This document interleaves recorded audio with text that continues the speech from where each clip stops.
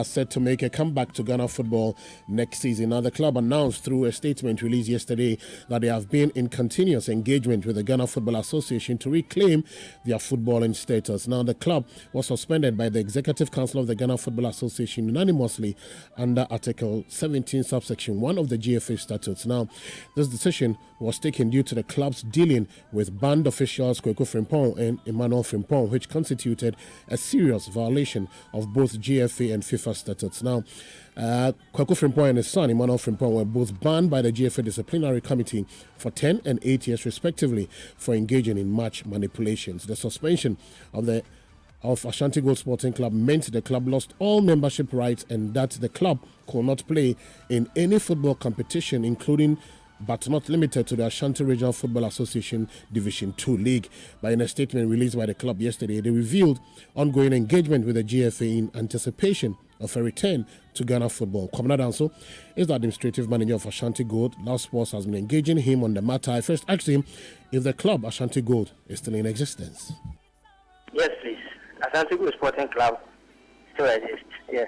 So what exactly has the club been up to in the last 2 years? We are trying to find our way back into the top flight. That was where we belong. Everybody knows Ashanti as a premier team, and we are all aware of what happened to us in 2022. So we were doing anything humanly possible to get back into the top flight. So the last one and a half years, basically that's what we've been trying to find our way back into the top. And in trying to find your way back to the top, what exactly have you done? Okay, so we first of all decided to seek redress from the normal human court, but we are all aware that the decision came not in our favor. And after that, we decided that, okay, we really want to bring this club back to where it belongs. If through the court of law is not the way, then we must sit down with the FA and then judge and then know the way forward. So we went to them some couple of months ago. We spoke to them about our willingness to, do anything possible and then come back. They gave us the guidelines and then they told us that before anything, ESCO must sit on it. So we spoke to Prosper, who is the General Secretary. We went to him and then he forwarded it to the ESCO. So in one of the ESCO meetings, they discussed about Ashanti Gold, our comeback. So after that, we were made aware that we can come back, but not to the top flight as we want. We will be at the Division 2 because we were sent to the Division 2 and later on we were banned because we were dealing with banned officers. So basically that's the whole situation now. Now we will come back to the Division 2. Okay, so does that mean that your ban from football has been lifted? No official, but very soon I think that communique will come out from there. But no official, as it stands now, no official. But very soon, very soon. Okay, so tell me, as you await the official announcement for the ban to be lifted, what is happening to the playing body? Do you have players even at your disposal as we speak? As we speak, we are.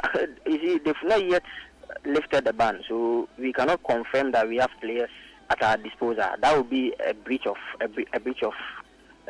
whatever we agreed with them. So let's wait. As I said, very very soon they will bring the official communique. After that, then.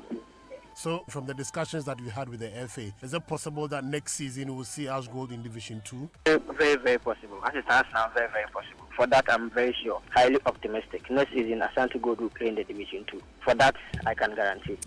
All right, so that's a bit from Ashanti Gold, the camp of Ashanti Gold. So for, supporters and followers of Ashanti Gold, like my good friend, my brother Zigede, and the likes of Richard Opoku of Peace and Love, maybe it's good news for you. But you're starting from Division 2. It's so difficult to come back from there.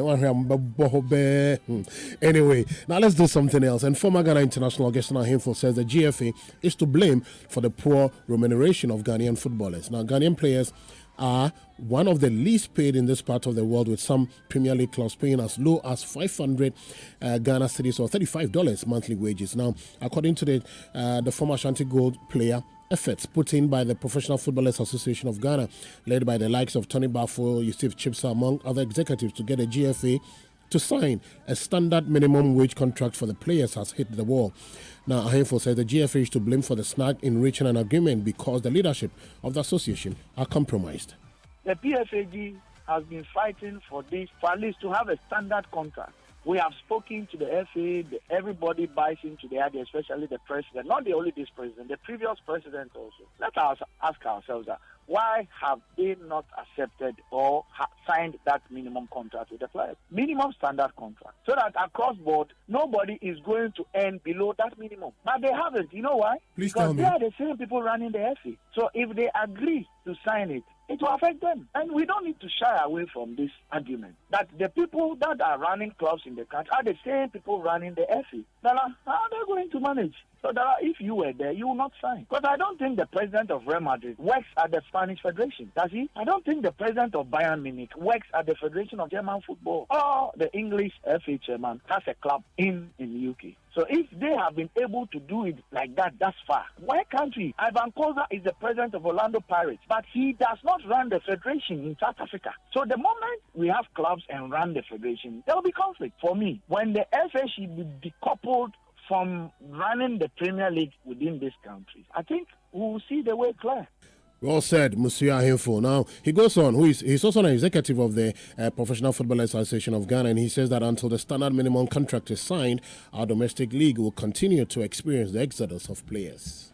When you go into coaching, there is a topic that you study, factors that affect performance. And number one factor is finance. If your finances are not stable, there will be issue. If local players, currently as we speak, 2024, earn less than 2,000 cedis a month, let me magnanimous and say 2,000, because some are earning lesser. And a club in Tanzania comes to offer somebody $3,000. If you were that player, what will you do? So this issue will not stop today, because the remuneration coming to the players at the end of the day is nothing to write home about. Okay, now let's do other stories. And Vice President and flag bearer of the New Patriotic Party, Dr. Mahamadou Bawumia, yesterday cut a sword for the construction of a modern sports complex. Now, the project is aimed at providing modern sporting facilities for the youth of Gambaga and its environs, as well as serve as a social center for the entire community. Now, speaking at the sword cutting ceremony, Dr. Bawumia said the Gambaga Sports Complex, when completed, will help the youth to showcase their talents in sports and also offer teams a decent playing ground.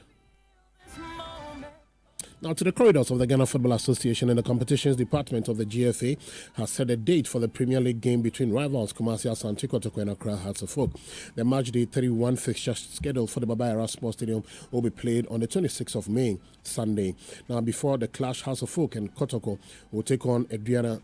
Hearts of Oak will take on Adriana Stars, as Kotoko will also travel to Brekum to play Brekum Chelsea before that titanic encounter on the 26th of May.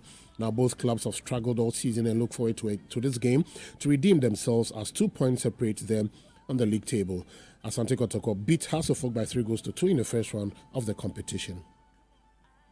Now, quickly, to some Ghanaian players abroad, an England-based Ghanaian descent, Jarrell Kwanzaa, scored his first Premier League goal for Liverpool on Monday in their clash against Aston Villa. The talented youngster equalized from a thumping header 3 minutes into the first half. And Jerome Opoku, the stalwart Ghanaian defender, has expressed his elation at aiding Istanbul Başakşehir in clinching a spot in the European competition for the forthcoming season.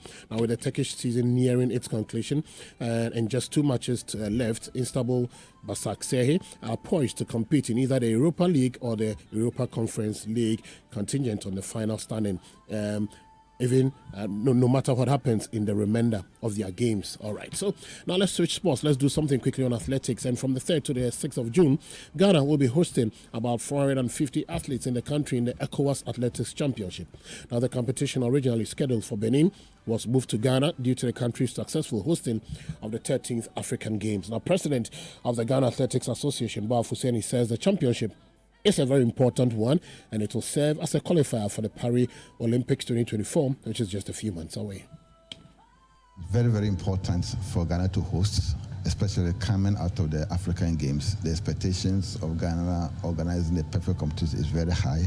The Confederation of African Athletics have also asked certain federations, especially Cote d'Ivoire and Senegal, to rearrange their bronze level competitions so that to make way for this competition. But this competition is also an Olympic qualifier. So the significance of it is very huge. It's not common to see one country or one national federation hosting 2 international competitions, 2 Olympic qualifiers in 1 season. So Ghana, we are very privileged to have that opportunity, and we cannot allow the opportunity to slide by or not to perform to the level that the international community is expecting of us.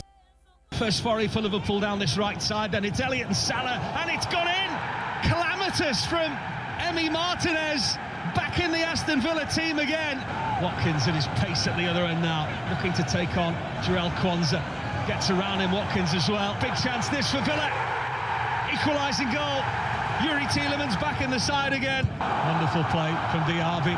Look at the Villa men forward, and it's gone in, and it's Duran again. An element of fortune about it, no doubt about that. It could be a point that gets them Champions League football. All right, so and John Duran came off the bench to score twice as Aston Villa to end Aston Villa a 3-3 draw with Liverpool.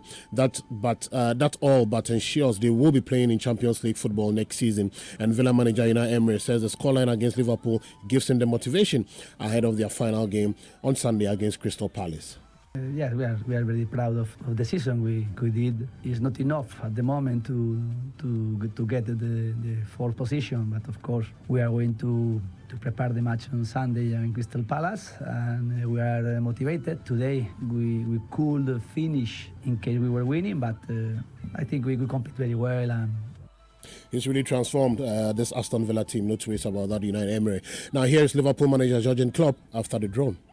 No, he got away from us tonight. There's no doubt about that. We played a really good football game. Everything could have happened tonight as one team is playing really for absolutely everything, and one team is playing football and wants to win the game. And we were really, really good. We played a lot of good stuff because Aston Villa had loads of problems. All right, so Jurgen Klopp there for you. I don't think he's ending his reign the way he had wanted. Liverpool have not been able to deliver as expected. Now, later tonight, the big game will be on in the English Premier League. It's at 7 p.m. and all eyes will be on that game. Tottenham Hotspur at home to Manchester City. And Tottenham Hotspur manager Ange Postecoglou says they'll play to win the match tonight. I think really strong in my beliefs that, it's important for this football club to get to where we want to. To me, to anyone involved with me, we've got a game tomorrow we want to win. There's a pretty simple notion to this. There's a game of football tomorrow night. What do you think is going to happen? I'd hate to think that anyone thinks that we would go out there tomorrow night with anything other than trying to measure ourselves against a top team. And how are we ever going to become a team that wins things if we don't win the big games, if we shy away from it? It's all because of the rivalry between the North London clubs, that is Arsenal and Tottenham, and we know that Arsenal are in pole position to win the league, and many feel that maybe Tottenham want to spoil the party by playing it soft for Manchester City to win the game tonight, but I think that they are professionals enough to give us a decent game. Now, Manchester City boss Pep Guardiola says it's offensive to think that Tottenham will come into the game with no intention of winning to get all the 3 points. We'll be offended. It will be disrespectful. We'll be offended. I never imagine one player, one manager don't prepare the game to win it. And maybe they have a chance to qualify for the Champions League. Of course, the rival is the rival, but when you see your team, you want to play good, and they will be their best. I'm pretty sure of that. Now I'm what I have to tell to the players to introduce Tottenham, the game aspect we're going to play tomorrow. But tomorrow we feel the tension and the nervous, of course. Of course I will feel it. Otherwise, it will be a bad sign every game. All right, now from England, let's move to Spain, where teenager Lamine Yamal scored as Barcelona defeated Real Sociedad by 2-0 at the Olympic Stadium to move second in La Liga. And the Telegraph is reporting this morning that Saudi Pro League clubs are interested in signing Manchester United's Brazil midfielder Casemiro and the 29-year-old Portugal midfielder Bruno Fernandes. Now, to other transfer stories, and transfer expert Fabrizio Romano is reporting that Real Madrid are still interested in signing versatile England international Trent Alexander-Arnold from Liverpool, with the defender's contract situation at Anfield up in the air. Now to Germany, and Bayern Munich have expressed interest in Crystal Palace boss Oliver Glasner, and but we are hearing that the Bundesliga club were told it will cost them £86 million in compensation to price Glasner away from the Selhurst Park, and that has resulted in Bayern Munich cooling off their chase for the Crystal Palace manager. Now, Napoli have reopened talks with Antonio Conte about becoming their manager after the Italian lowered his wage demands, with AC Milan also keen to speak to the former Chelsea and Tottenham boss. And Sevilla and former Spain defender Sergio Ramos, 38, is in advanced talks with San Diego FC over a move to the Major League Soccer. Finally, let's do something on boxing. And Tyson Fury and Alexander Usyk are looking ahead to their heavyweight championship bout on Saturday night and share what a victory will mean to both of them. Yeah, you know, both teams are here. Obviously, both teams want to win, and it means a lot to them both. So both men are undefeated, and, you know, the best man will win on the night. Saturday, it's a very important day for me. Yeah, it's obviously it's a big thing to become undisputed champion. Means you're number one in the division, yada, yada, yada, all that stuff that comes with it.